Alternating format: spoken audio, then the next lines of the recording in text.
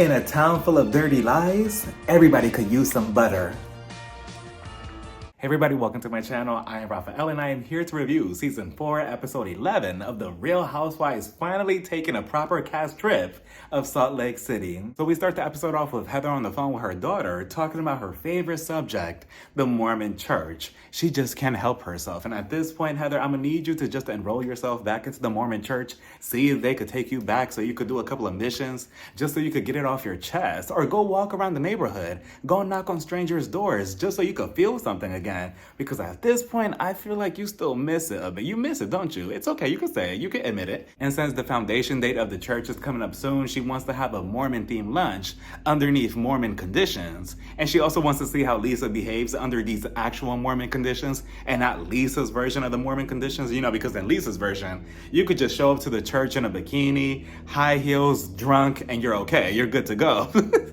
So then we head over to Monica's house. She's talking to her daughter about prom and how she was prom queen when she went to prom, so no pressure there. So she goes to get her scrapbook full of prom photos and baby pictures. They're going through it and we see a baby picture of Monica on her mom's shoulders. She's pulling on her mom's hair and she tells her daughter, "Oh look, even back then I knew what kind of person she was."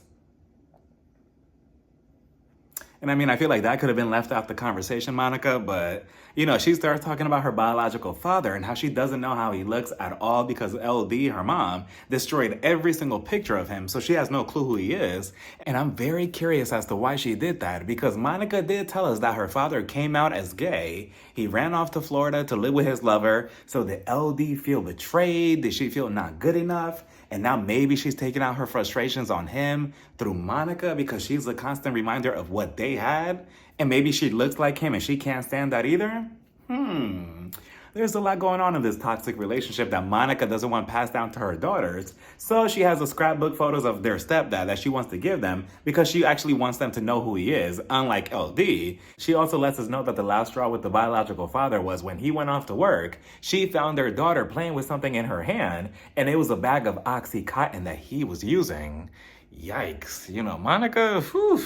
You know, you lived some life so far, but I appreciate her honesty. She met the stepfather and he adopted her daughters. But he adopted your daughters, yet you still cheated on him with his brother-in-law? And I'm not saying that just because he adopted her daughters that he deserves all the trophies and that he's a perfect person, but you cheated on him. Where did that come from? Like, why did you do it in the first place?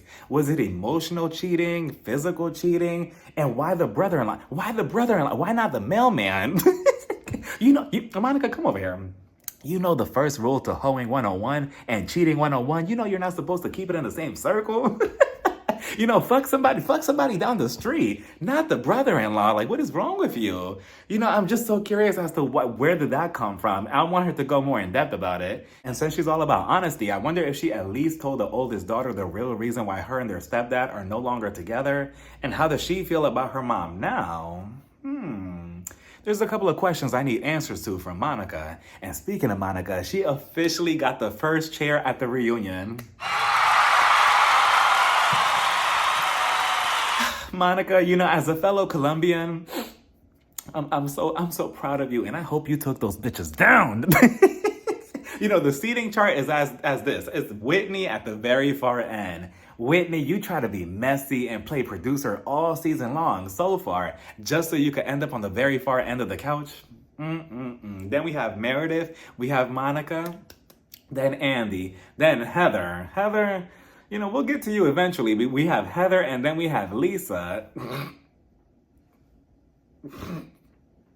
We have Lisa, and I can already imagine the tantrum that she threw when she saw Monica sitting first chair next to Andy and she wasn't. She probably went backstage like, you know what, no, and fuck Andy Cohen. He fucked half of New York, fuck him.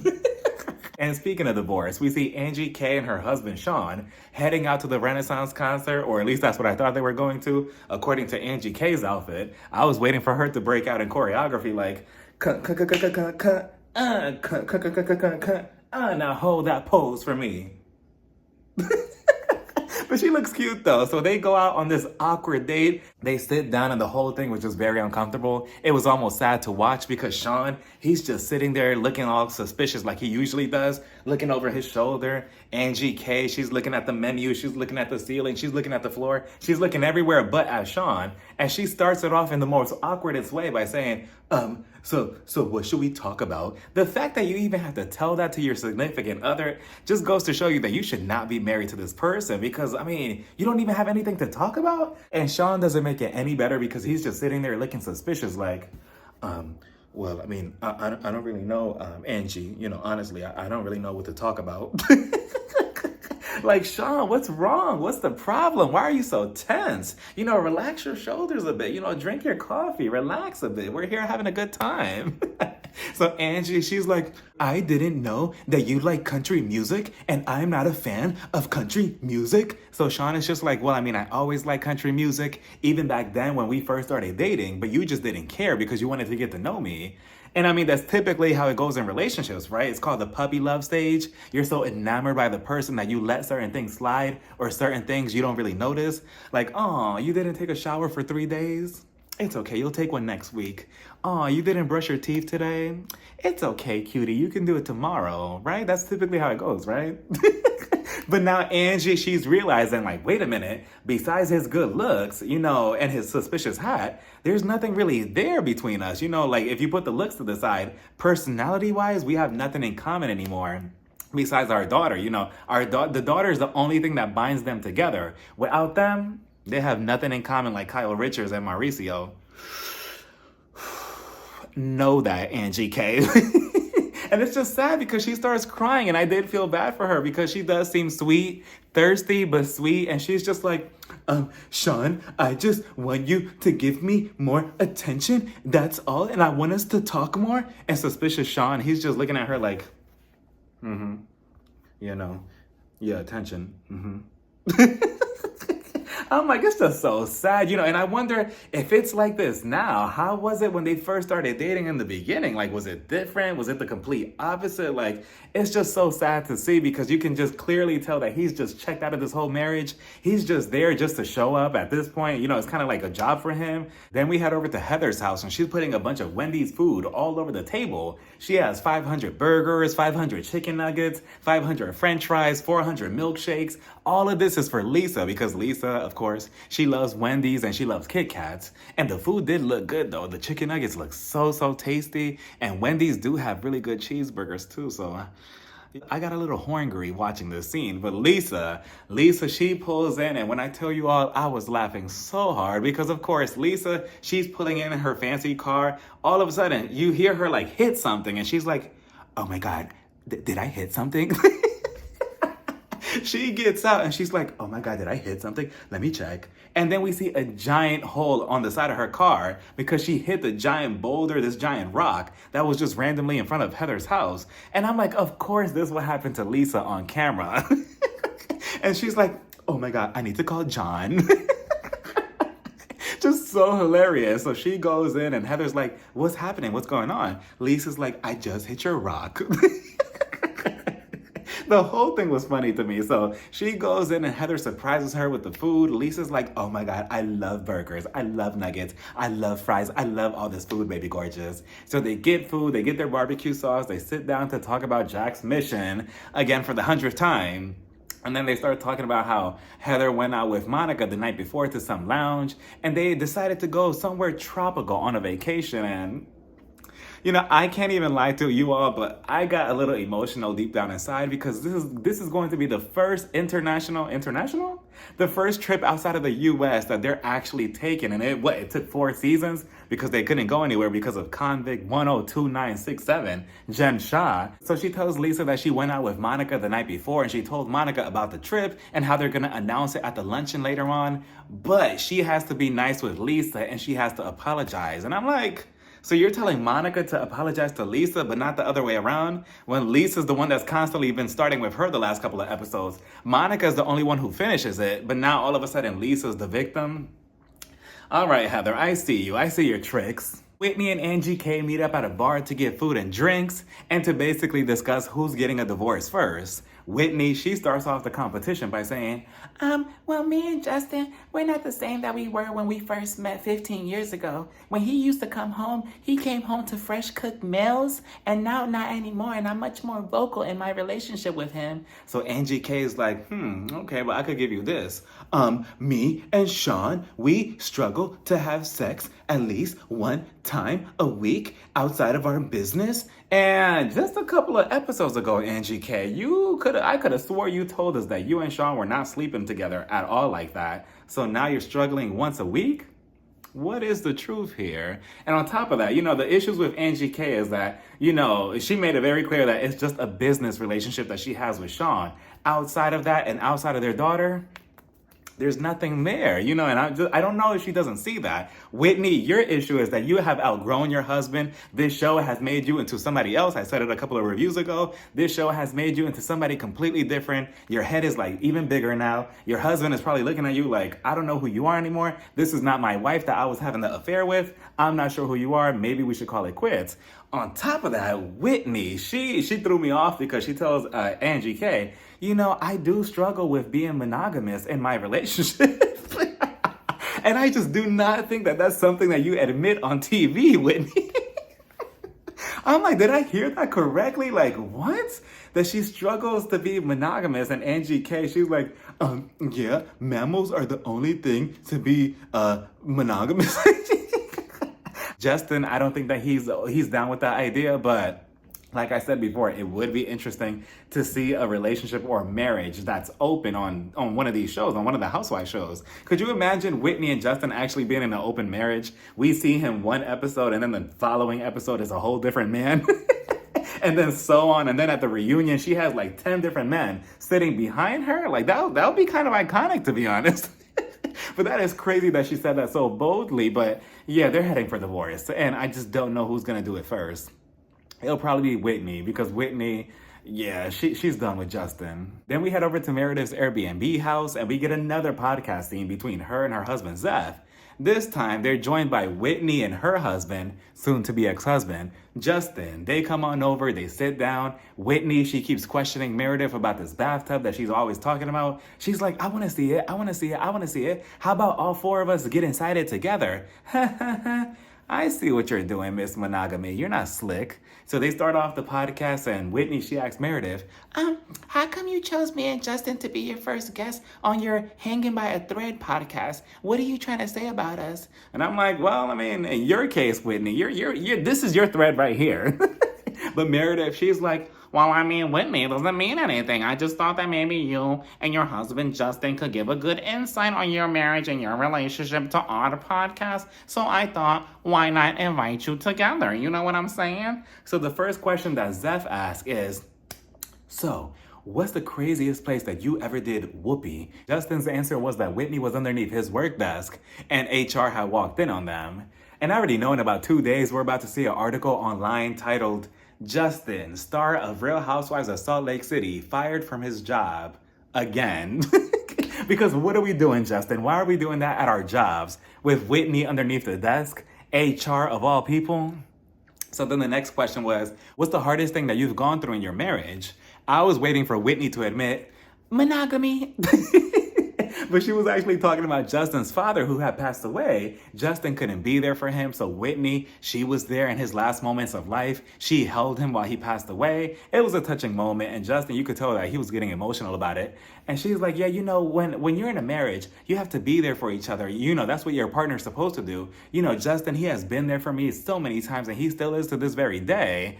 But then I started remembering, just a couple of episodes ago, Whitney, you were complaining to Justin and to us, saying that, he's constantly on Instagram when he wakes up. He's not there for the kids. He's not picking them up. But now all of a sudden, he's there for you 24/7.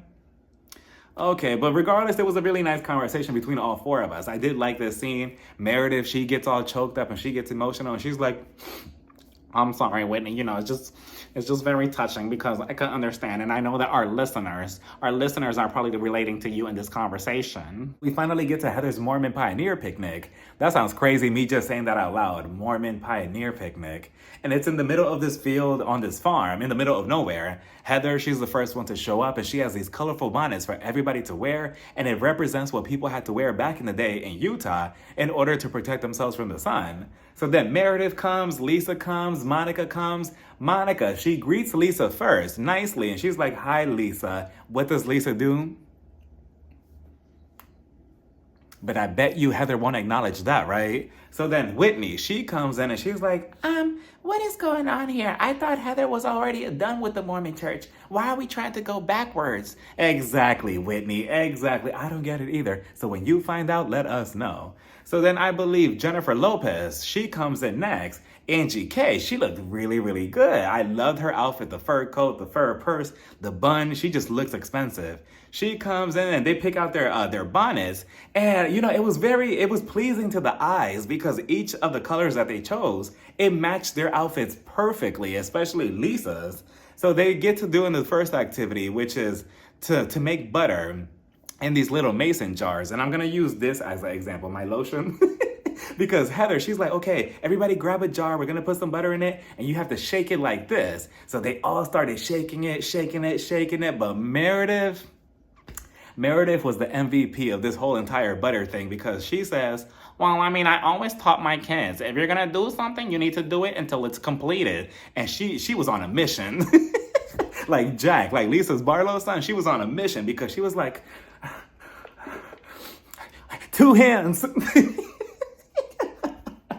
I'm like, Meredith, take it easy, relax. You're gonna dislocate a shoulder. They move on to the next activity where they have to create some dolls with paper or something like that. It was a cute activity, I guess, but Meredith, she was still too focused on the first activity. She was creating her doll like, yeah, hold on, how do I make this one? Yeah, okay, no, I like my doll like this. I'm telling you, she was dedicated to this butter, right? So then after that, they sit down to have some type of Mormon lunch. They have spare ribs, the cornbread look good, the mac and cheese. You know, you could put that in the garbage, but you know, they sit down to eat. And then Heather, she takes a page out of Whitney's book and she's like, okay, so let's pretend that we were all on a wagon, we were riding together, but it was getting too heavy and you have to throw somebody off. Who are you throwing off the wagon first? And I'm like, now you know what you're about to do with this, especially how she starts it off with Lisa. Lisa, she's like, well, you know, I'm a big supporter of women. And I'm like, since when? You're a big supporter of women. Let's flash back to season 2. She's a slut, she's a whore, she fucked half of New York. I'm done with her. Meredith is fucking garbage, piece of shit, whore. Like, did you not say that whole speech 2 seasons ago, Lisa? Now, all of a sudden, we're rewriting history. Okay, but she's like, you know, I'm a big supporter of women, and I just feel like, Monica, you're the nastiest woman here, so I'm gonna volunteer you to get thrown off the wagon. So, of course, she threw it out there, and she called Monica nasty. So what do you expect? Of course, Monica's gonna react. She's like, Lisa, you're the nastiest person here. You're the nastiest bitch here. I can't stand you, and you're the fakest one, too. Lisa, she's like, no, I'm not nasty. I'm not nasty. Monica, she starts mimicking her voice like, oh, I'm not nasty. I'm not nasty. And then on top of that, Lisa's like, oh, now you're making fun of my voice because you wanna be my friend or something like that. Monica's like, oh, I don't want to be your friend. You know, this is your voice. This is how you sound. And I bet you don't even sound like that. That's not your real voice. Monica continues chewing Lisa up, and she does it so effortlessly. Lisa, she's sitting there looking stuck, like she's looking around like, is nobody gonna jump in? So then she starts going back and forth with Monica. She starts talking about her mom situation again because Monica, she brings it up and she's like, you talked about my mom. You said, oh, you know, why would my mom even want to be my mom? Nobody wants to be my mother. You're a nasty bitch for saying that. And then Lisa's like, well, you called your mother Ted Bundy. And, you know, Ted Bundy does this, and that. Whitney, she had to correct her in the confessional. She had to correct me too because I get all of them confused. And then eventually we see Angie K. Angie K, she's slowly getting up, and I'm like, Angie, sit the fuck down. What are you doing? She's slowly getting up, and I'm like, Angie, I was liking you the last 2 episodes. What are you doing? She gets up out of her seat. I see her grabbing the drink, and I'm like, Angie, what are you doing? Put the drink down, sit the fuck down. What are you doing? Tighten up your bonnet. So she gets up. Next thing you know, she throws the drink across the field, I guess, and it smashes. And she's like, Opa! Anyway, Monica, you were talking about your mother. And the fact that Monica and Lisa just continue arguing with each other and nobody noticed the drink toss or Angie K getting up, that was pretty sad, Angie. It was so cringy. They completely ignored you. The fact that you could throw a drink on the Real Housewives and it goes unnoticed and nobody pays any attention to it, that's pretty sad. You were looking for a moment, and you see, I was just praising you the last 2 episodes because, you were kind of cool, and then here we go again with you and your thirsty antics. She's getting up, and she's looking at Monica. Monica, stop. Monica, stop talking like that to Lisa. Lisa, wait. Monica, stop. And I'm like, Angie, sit down. Like, see, you know what? I'm throwing myself off this wagon. Like, damn it, Angie. Like, you almost had me, and then you lost me again. No. So eventually, Monica, she starts calling Lisa ugly on the inside, on the outside. She's fake. She's this, down the third. And then Heather, I want to say I'm surprised, but I'm not. So she starts looking at Monica and she's like, Monica, relax. Why are you screaming like that? Why are you attacking Lisa? And I'm like, oh, so now she's attacking Lisa. Yet Lisa just called her nasty to her face because you started this whole game. And now all of a sudden, Monica's the issue. Okay, Heather, I see that now that you're not up Jen Shah's ass, you still want to be up Lisa Barlow's ass. You still want her approval, huh? Like, the fact that you're willing to take her side when clearly Lisa's in the wrong for saying that. Like, yeah, Lisa could have worded that a little bit better, but she called her nasty, and now you're mad that Monica's defending herself. You can't be upset with the way somebody reacts to somebody calling them names like that. Like, what you expect her to do? Just sit there? No. So Monica, she starts getting emotional. She starts crying and she's like, you know what? Whatever. Heather's like, get your butter. Get your butter and let's go. Meanwhile, Meredith is sitting there while they're arguing and she's like,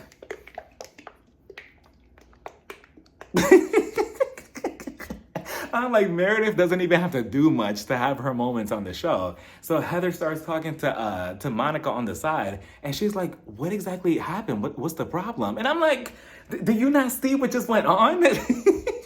Like, Heather, you are insane for asking her like that. Like, oh, what's the problem? What happened? Like, what did Lisa say to you to offend you? Like, hello. She just called her nasty and now you're expecting her to be okay with it. And Monica's like, it's the fact that all of you are attacking me and coming at me like this. You know what? I'm not doing this. I'm not going on the Bermuda trip. I'm not going to it anymore. And I'm like, yes, the hell you are. You need that Bravo check. Your ass is going to be on the plane with them. And Heather's like, no, you have to come. That was the whole point of this. We're going to announce the trip together. So then Lisa, she comes on over and surprisingly, all of a sudden now she has a heart. And she's like, hold on, Monica, wait a minute, because we need to fix our situation because it didn't start like this. We were not like this. We're not like this. And I don't want to call you names anymore. So Monica, she gives in a little bit and she's like, look, I'm sorry for calling you a nasty fake ass bitch. But that is crazy to me how Heather and everybody, but mostly Heather, Lisa, we expect this trash behavior from her. But Heather, we expect it from you. But I thought for a second, you were becoming likable. But here we are again, you flip-flopping up Lisa's ass again and, making Monica out to seem like she's the monster. So they sit down. At this point, Monica, she's over this whole situation. They have these little jars. They open them up and they have clues to where they're going. Nobody knows that they're going to Bermuda. And Heather's like, okay, so we're going somewhere tropical. Monica, you have to announce where we're going. And Monica, she's just sitting there like, I'm not going anywhere. I just don't really feel like it. Like, it is what it is. Eventually, Lisa, she guesses correctly, like, oh, we're going to Bermuda. Yay, somewhere tropical. So Heather, she's like, and the little skull in the little thing. What does that represent, Monica? Monica, she's like, well, it just represents that we're going to death and, that we're all going to hell together. And I'm like, well, damn. And Heather, she gets pissed off at Monica, because now she's in her feelings, rightfully so. And she's like, what is wrong with you? Like, oh, listen, inbred. Heather, you were trying it at this picnic. And she's like, what is wrong with you? Like, why are you acting like this? This is not who you were before. Like, what's going on? Why are you acting so negative? As if, what's her name, didn't just call her nasty a second ago. Like, to provoke these emotions. Yet now, Heather, you're acting completely oblivious to it. Like, it's just insane to me. But Monica, she's like, well, the person that was here, you all killed her, and she's dead. And before she even said the Taylor Swift reference, like in my head, that's the first thing that came into my head. Taylor Swift. Ooh, look what you made me do. Look what you made me do. Ooh, that song was a bop. I'll give Taylor Swift that one. But she's like Taylor Swift said, I'm dead, and she's gone, and that's that. But Heather, whoo, just a mess. You and Angie K both end up looking dumb in this whole episode. And then Meredith. I'm pretty sure to this very day, she's still shaking that butter to this very day. But, that was the episode. And then, next week I see Whitney and Lisa. They're flip-flopping against each other. So we shall see. And we're not even at the Bermuda trip yet. Like, this whole season has just been very, very hilarious. It's been a hot mess. And this episode was really, really funny. So let me know what you all thought about this whole entire episode down in the comments. Bye, everybody. Mwah.